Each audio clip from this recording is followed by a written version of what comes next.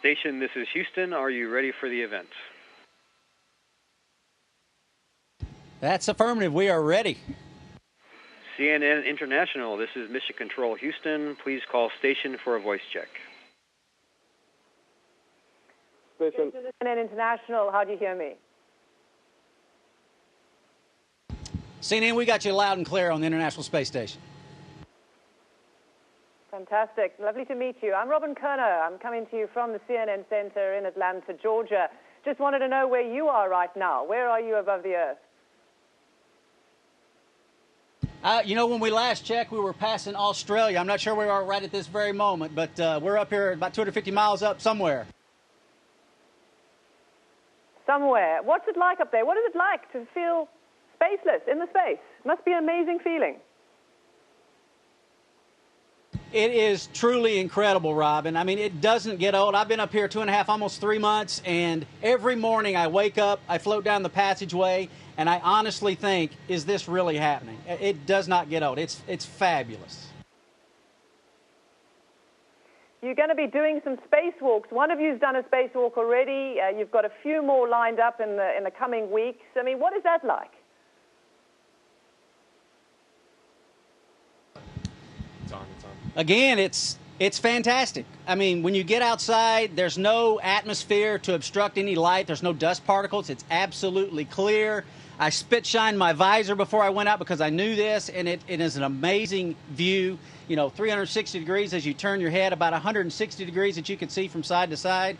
The beauty of the Earth and all the magnificent colors, it is absolutely thrilling. But, regrettably, there's minimal time for that because 98% of the time we're outside, we're actually very, very busy accomplishing the tasks that are set before us. Are you nervous about going on your first spacewalk, though, sir? Well, I'm not nervous at all. We've had a lot of great training from the folks on the ground in Houston, and Butch is going to be the spacewalk lead on that one. So I'm not nervous about it. I just want to make sure that we get all the work done. Every time you go outside, that's kind of the main focus, and we need to make sure that goes well. You've been posting photographs to Twitter. It's an amazing connection with you guys up there. I mean, you seem to have a fondness for clouds. I mean, obviously, as you're going and orbiting around the Earth, the smallest things look so beautiful, isn't it? I'm assuming. It does. We just passed out the southern tip of South America, and we're as close as we can get to Antarctica right now. And the other day, it was actually clear in Antarctica, and I got a chance to see the continent for the first time. But the clouds in the southern hemisphere, especially the Southern Ocean especially, are always amazing. Funny you say something about tweeting and clouds, because just this morning I sent a picture down that had the peak of a volcano at the Galapagos Islands peaking above the clouds. I think it'll be an interesting thing people may like to see. Okay, we'll go and check on it when we get off air. But, I mean, you also got to see the devastation, perhaps, or the power of Mother Nature. Amazing photographs from space about that typhoon. Yeah, that was it was amazing to see. And when we were in the cupola looking at it, I thought, man, this thing is amazing. It's beautiful. But the bad part about it is it's a dangerous storm.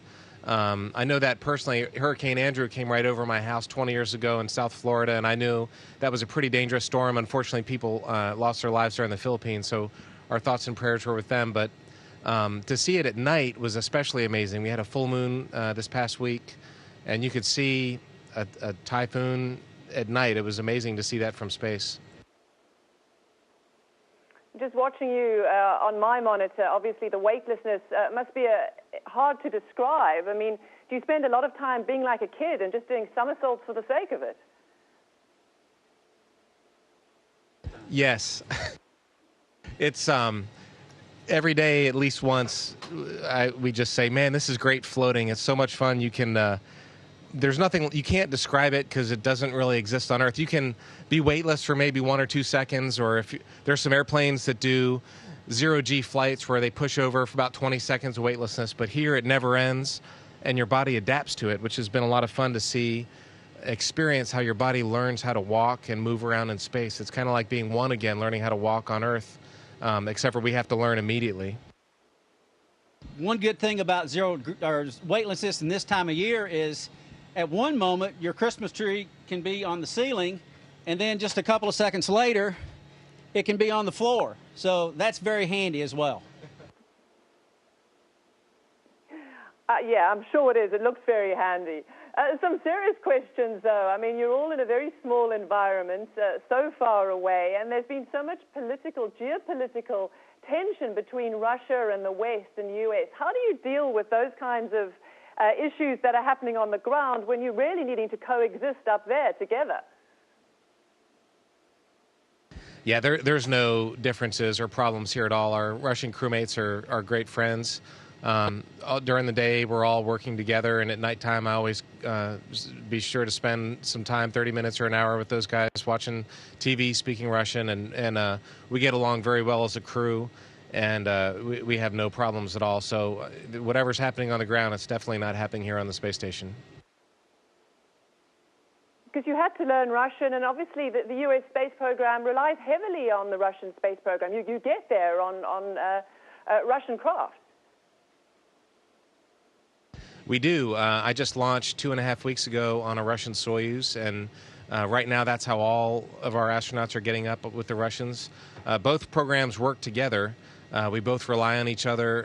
The Americans bring an awful lot to the table in the International Space Program, and the Russians do also, as do the Europeans, the Japanese, and the Canadians. So this truly is an international space station. And I wouldn't say that we're dependent on each other. We work together. Okay, and I also understand that you have something to show me with a printer.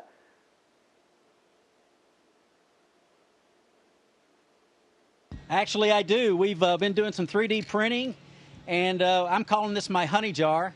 And it's amazing to watch it. It printed up in separate pieces and actually screws together. The cap actually screws on the bottom and works perfectly. It's just amazing what we're doing. Now, it's just this baby steps. We're just getting started here. But eventually, hopefully, we can make parts and install those parts while we're in deep space. Who knows where it'll lead? But right now, I mean, this is pretty neat. Who knows where everything will lead? There have been 2 successful space programs in the last few weeks, talking about Orion and, of course, the issue over landing on a comet. I mean, does that make you excited? And do you see further deep space exploration?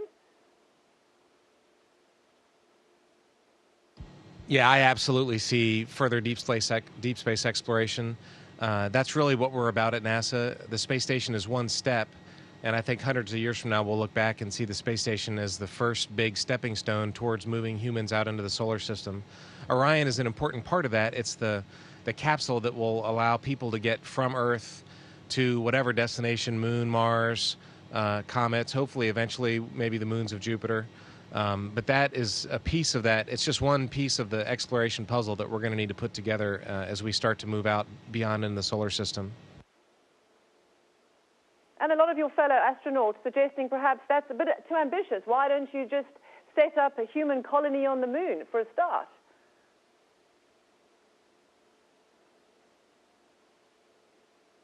Hey, that's an interesting proposition. We're all for it, but we're going to go wherever we're told to go. We're good troopers in that fashion.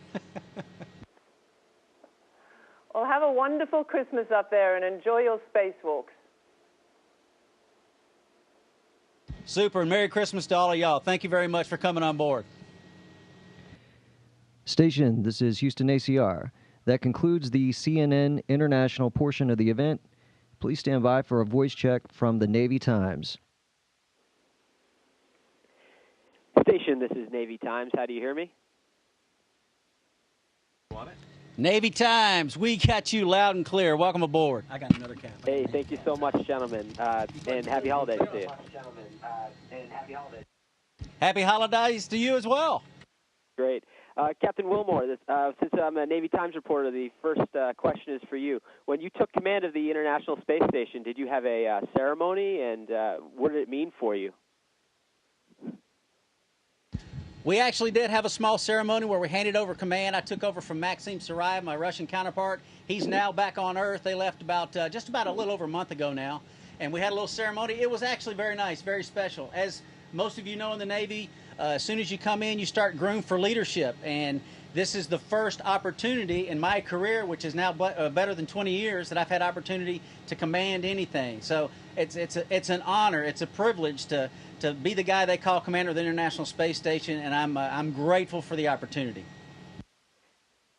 Well, Captain Wilmore, what are your duties and responsibilities as CO of the International Space Station, and how long are you going to be in charge? Just like the Navy, it's good order and discipline. There's very little, actually, there's no discipline. It's all good order. Everybody up here is very motivated, very high energy. They want to do their job and they want to perform it well. And as the guy that's in command, that's obviously a very nice thing. There's a little bit of direction here and there because it is different. Living in space is far, far different than living on Earth. And just adapting to the environment, and you have to think of every single thing you do. You can't just place something on a table and it's there. If you let go of something, it's going to be gone. And you have to train yourself and discipline yourself every single step of everything you do and realize what you're doing and think cognitively about what's going on, or things float away and then you're in a hurt locker. Yes, sir. To Colonel Virts, what projects and milestones are you guys working on up there? Well, every week it seems to be a different themed week. Last week, Butch and I worked on the carbon dioxide removal equipment. It was a big, giant project that luckily we were able to repair. This week, he and Samantha, another one of our crewmates, are working on my spacesuit. So I've been down there keeping an eye to make sure they're doing a good job on it because I'm about to go out into space in that thing next month. But that's kind of the theme of this week for them. For me, it's human research. The last 2 days have been a lot of tests on me for my eye. We've done ultrasounds, a machine called an OCT scanner, another camera, an infrared camera that's been looking into my eye. We're trying to study the effects of space on eye health and try and learn how to maybe improve eye health on Earth and also here in space for us astronauts. Oh, it's interesting. For both of you, it's obviously been an exciting week in space exploration with the launch of the Orion aircraft, the space capsule. What does this new capsule mean for the space program, and are either of you looking to hitch a ride on the Orion capsule anytime soon? Shotgun. I think we both love to fly on Orion. Orion's a very important part of the future of our space program. It's not the entire program, but it's an important part of it because that's the capsule that allows people to leave Earth and come back to Earth at very high speeds. Right now we're going to 17,000 miles an hour in Earth orbit, but when you're coming back from the Moon or Mars or other places in the solar system, you'd be going over 25,000, which is a lot higher, and you need a lot sturdier capsule for that. So Orion is the part of the system that's going to allow us to get there and back, and so it was a big day. It was very good news for America and for NASA that it worked as well as it did. Yes, sir. I hear you guys have a 3D printer up there. What are you using it for, and what does it add to the mission up there in the International Space Station? Well, actually, this is just taking baby steps. We're just getting started. It just arrived on the last cargo vehicle that came up, and we just installed it about 3 weeks ago, and we're just starting to print objects out. And you've got to walk before you run, and we're in the walking stage right now, learning about the aspects of the weightless environment, what it does to this type of device, and we've learned a great deal. As a matter of fact, I've got in my hand here a little jar that was printed just day before yesterday. And it printed in 2 separate pieces. They printed at the same time, 2 separate pieces, and it actually just a little jar, and it actually screws together and works. The lid goes on the jar, and it's a perfect fit. So it's amazing the things you can do. And imagine if this was metal, which we hope to maybe do one day. We can make parts, we can make tools to install parts, and so the capabilities and the possibilities are absolutely endless with this technology. Yes, sir. Both of you, like your distinguished predecessors, are test pilots. What qualities do service members generally, and test pilots specifically, bring to the space program?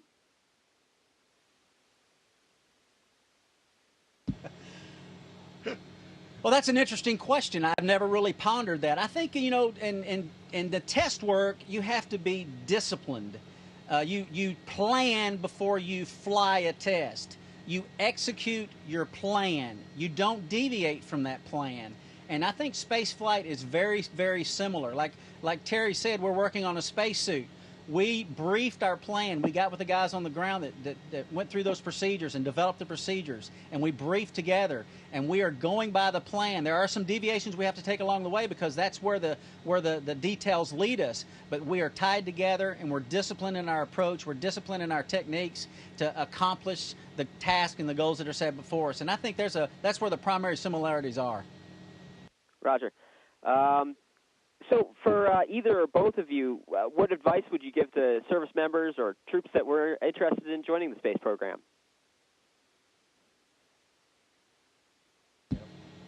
It takes a lot of effort, a lot of discipline, like I said, and if you've got a dream, something you want that you desire to do, whatever it is, progress down that road. You know, all my dreams have not come true. So many things that I've desired to do in my life didn't happen, but I learned a great deal, and the journey is what's been thrilling. The goal's not always the great thing. Now, being here, obviously, it's special, it's terrific, but the journey has been even better. So I would say enjoy the journey. And while I'm talking about the troops, I would like to say that there's many people in the Navy, all our other forces around the globe right now. Many are separated from their families, and I want to thank them for their sacrifice, and I want them to know that what they are doing is worth it, because freedom is worth the sacrifices you make. So thank you to each and every one of you. Yes, sir. And talk to me a little bit about where you see the future of spaceflight going. Obviously, there's the Orion capsule, and there's been some increasing commercial participation in spaceflight. Could you talk a little bit about where you see this going and the sort of the synergy that's created between the private and public sector in space exploration? Yes, I think, like I was saying before, I think the space station is a great first step as we move out into the solar system.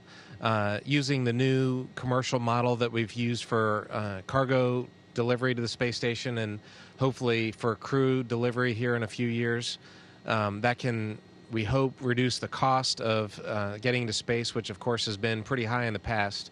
And by reducing that cost, hopefully we can increase the amount of access that we have. But in the long term, I think Mars is really the place that everybody acknowledges that we need to go. It's a planet very similar to Earth. It had a history somewhat similar to Earth. There's water there. There's a thin atmosphere there. And it's probably the place in the solar system that's most able to be inhabited by humans eventually. So the work we're doing now is really, in the long term, is going to help us get to Mars, I think. Thank you. There's been increasing tensions here on Earth between the U.S. and Russian militaries, and I'm wondering if any of that has manifested itself up there in the International Space Station. I can tell you throughout our training and my 3 months on board, absolutely none at all. If it wasn't for the news, I would not know there were any tensions whatsoever, because in the jobs that we do day to day, day in, day out, the Russian trainers that we had when we were in Star City, Russia, training prior to launch, there was no tension whatsoever, no discussion about it, and then very kind, very cordial. Those people are passionate about their work, passionate about training us for what we're doing now, so you'd never know anything about it. And Captain Wilmore, last questions to you. What's more stressful, landing on an aircraft carrier or docking with the International Space Station? There is very few things in life that are more stressful than landing on an aircraft carrier at night in bad weather. Actually, there's nothing more stressful. That's the coup de grace. That's the top of the list. Well, thank you, gentlemen, for taking the time out, and good luck on your mission, and thanks for joining us. And thank you, and hello to all your listeners, and Merry Christmas. Thank you. Station, this is Houston ACR. That concludes the event. Thank you.